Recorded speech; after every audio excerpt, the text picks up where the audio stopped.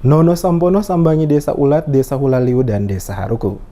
Manfaatkan waktu reses, Wakil Ketua 1 DPD RI Nono Sampono kembali mengunjungi beberapa desa di Kecamatan Saparua dan Kecamatan Pulau Haruku, Kabupaten Maluku Tengah, diantaranya Desa Ulat, Desa Hulaliu, dan Desa Haruku. Saat berada di Desa Ulat, Nono Sampono berdialog dengan masyarakat setempat tentang berbagai hal, termasuk pemanfaatan dana desa bagi kesejahteraan masyarakat dan kemajuan desa. Dikatakan Nono Sampono, pengelolaan dana desa bukan saja menjadi tanggung jawab kepala desa dan perangkat desa semata, namun harus melibatkan seluruh unsur masyarakat yang ada pada desa tersebut. Hal ini guna memastikan seluruh penggunaan anggaran dana desa lebih transparan dan memberikan asas manfaat bagi kemajuan desa.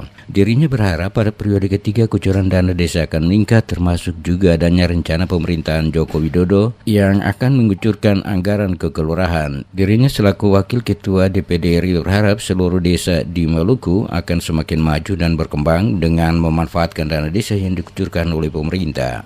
Dolo-dolo sebelum ini keluar, semua datang dari atas, turun dari pemerintah pusat, menteri-menteri, turun ke provinsi, turun ke kabupaten, kota, turun lagi terus ke bawah. Akan menetes, jadi oleh karena itu ada perubahan sedikit, uang langsung ke desa, dan di sana nanti lebih tahu apa yang menjadi kebutuhan. Terlalu banyak yang masih kurang, tetapi sudah mulai.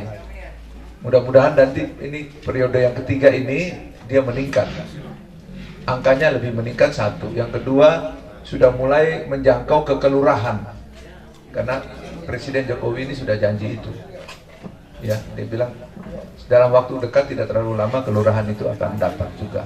Hal yang sama juga disampaikan Nono Sampono saat berkunjung ke Desa Hulaliu dan Desa Haruku. Saat bertemu dan berdialog dengan masyarakat setempat, Nono Sampono juga menyempatkan diri melihat langsung kondisi pasar dan salah satu tempat wisata di Desa Ulat, yaitu Air Liano.